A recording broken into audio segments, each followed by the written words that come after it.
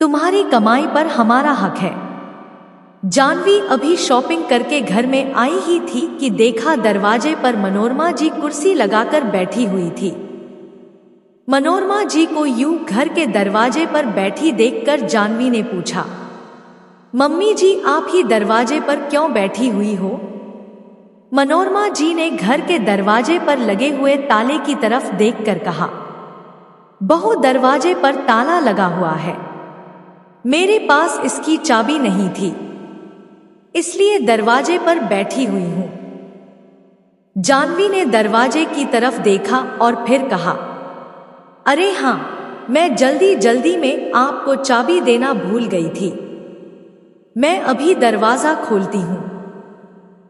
कहकर जानवी ने अपने पर्स में से चाबी निकाली और दरवाजे का ताला खोलकर अंदर हॉल में आ गई।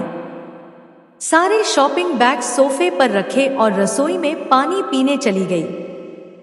पीछे पीछे मनोरमा जी भी हॉल में आई। सोफे पर बैग्स देखकर मनोरमा जी बोली, बहू लगता है आज तो बहुत सारी शॉपिंग करके आई हो। उनकी बात सुनकर जानवी रसोई से बाहर आई और बोली, हाँ मम्मी जी, कुछ जरूरत का सामान खरीदना था, बहुत दिनों से सोच रही थी जाने की। फिर बच्चे भी अक्सर कह रहे थे कि उन्हें स्कूल बैग्स, वाटर बोतल वगैरह चाहिए थे, तो सोचा आज ही शॉपिंग कर आऊं, इसलिए चली गई। नहीं तो कल कल करते हुए काफी दिन निकल गए थे। जानवी की बात सुनकर मनोरमा जी बोली, अरे बहू तुम शॉपिंग करने जा रही थी तो मुझे भी बता देती, मुझे भी अपनी जरूरत का सामान मंगवाना था।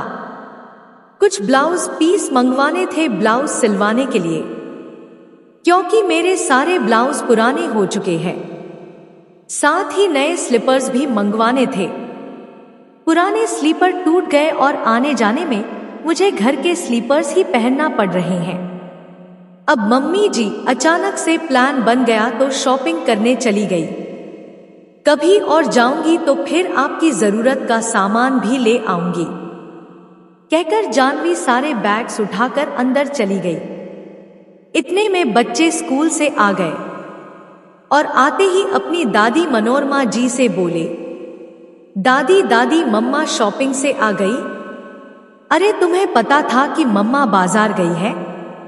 हाँ, कल रात को ही मम्मा ने बता दिया था, तभी तो हमने उन्हें अपनी जरूरत का सामान बताया था। आज हमारे लिए नया नया सामान आएगा और आपको पता है पिज्जा भी आएगा। कल रात को ही बता दिया, पर बहू तो कह रही थी कि सुबह अचानक शॉपिंग का प्रोग्राम बना है।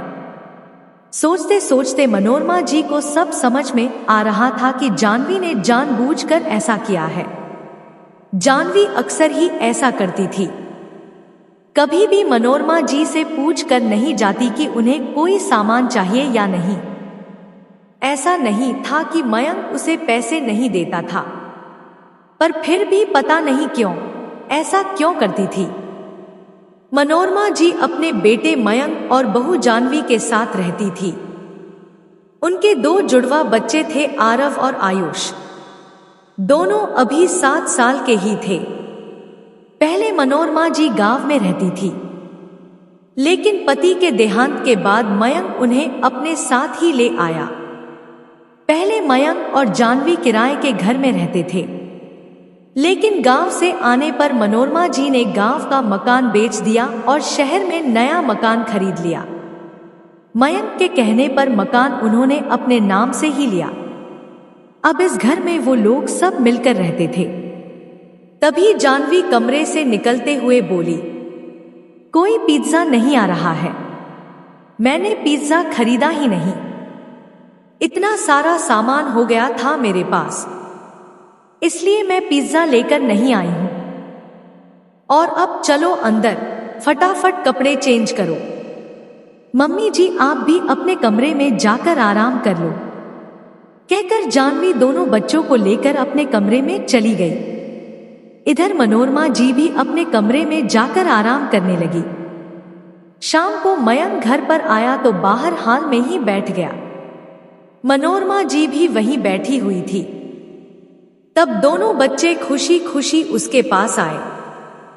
उन्हें खुश देखकर मयंक उनसे बोला, आज क्या बात है, तुम दोनों बड़े खुश नजर आ रहे हो? कोई खजाना मिल गया क्या? पता है पापा, मम्मी हमारे लिए नया नया सामान लेकर आई है। दोनों खुशी खुशी एक साथ ही बोले। अच्छा, तभी इतने खुश हो रहे हो? भाई, क्या लेकर आई है तुम्हारी मम्मी? जरा हमें भी तो बताओ। यहां नहीं, पहले आप कमरे में चलो, तभी बताएंगे। क्यों? यहां बताने में क्या प्रॉब्लम है? जाओ, सामान यही लेकर आओ, मैं तो यही देखूंगा। नहीं नहीं पापा, आप कमरे में चलो, यहां तो दादी बैठी है, दादी के सामने सामान नहीं दिखाना है। अचानक आयुष ने कहा। उसके ऐसा कहते ही पूरे कमरे में खामोशी पसर गई। जानवी के हाथ रसोई में काम करते हुए रुक गए। तभी आरव मयंक के पास आकर धीरे से बोला, और आपको पता है मम्मा पिज्जा भी लेकर आई है। हम लोगों ने अपने कमरे में बैठकर खाया था। आपके लिए भी मम्मा ने थोड़ा सा रखा है, इसलिए आप कमरे में चलो ताकि आपको भी आपका पिज्जा खिला दे। मम्मा ने दादी के सामने बताने से इनकार किया है। आरव ने कहा तो धीरे से ही था, पर कमरे में इतनी खामोशी पसर गई थी कि वो आवाज सबको सुनाई दी। ये सुनते ही मनोरमा जी की आंखों में आंसू आ गए। वहीं मयंक की निगाहें मनोरमा जी से टकराई तो उसने शर्मिंदगी से अपनी नजरें नीचे कर ली। फिर मयंक ने दोनों बच्चों को बाहर खेलने भेज दिया। उसके बाद उसने जानवी को हाल में बुलाया और कहा, जानवी, क्या सिखा रही हो तुम बच्चों को? तुम बाजार गई थी तो मां के लिए क्यों नहीं सामान लेकर आई? मयंक के सवाल पूछते ही जानवी ने घबराते हुए कहा, मम्मी जी की तो हर महीने 10,000 रुपए पेंशन आती है, फिर भला उनके लिए मैं क्यों सामान खरीद कर लाऊं? हमारे लिए तो तुम अकेले कमाने वाले हो, जबकि मम्मी जी के पास अपनी पेंशन है। तुम्हारी कमाई उन पर बर्बाद करने के लिए नहीं है, उस पर तो हमारा हक है। जानवी की बात सुनकर मयंक शॉक्ड रह गया। तभी मनोरमा जी बोली, बहू, मैं भी तो इसी परिवार के सदस्य हूं, फिर मेरे साथ ऐसा दोगला व्यवहार क्यों? अभी जो तुम मेरे साथ कर रही हो, तुम अनजाने में वो सब अपने बेटों को भी सिखा रही हो। वक्त बहुत बलवान होता है बहू। आज मैं जिस जगह हूं, कल तुम उस जगह भी हो सकती हो। मेरे पास तो फिर भी पेंशन का सहारा है, पर तुम्हारा पति तो प्राइवेट जॉब करता है। तुम्हारे साथ क्या होगा इसका अंदाजा भी है तुम्हें। कहकर मनोरमा जी अपने कमरे में चली गई। मनोरमा जी के कमरे के में जाने के बाद मयंक जानवी से बोला, जानवी, तुम इस तरह की हरकत करोगी इसकी मुझे उम्मीद नहीं थी। कल जब तुमने मार्केट जाने के लिए कहा तो मैंने तुम्हें पैसे निकाल कर देते समय ही कहा था कि मम्मी से भी पूछ लेना, उन्हें किसी चीज की जरूरत है तो उन्हें लाकर दे देना।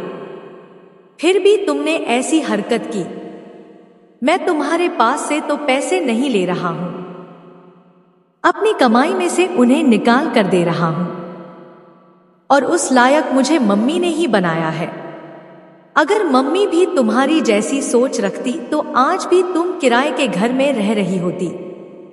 तुम भूल गई कि मम्मी ने अपना मकान बेचकर हमें सिर पर छत दी है। और अगर तुम्हारी सोच ऐसी है तो सोच लो, तुम भी 2 बेटों की मां हो। कल उनकी कमाई पर तुम्हारा भी हक नहीं होगा।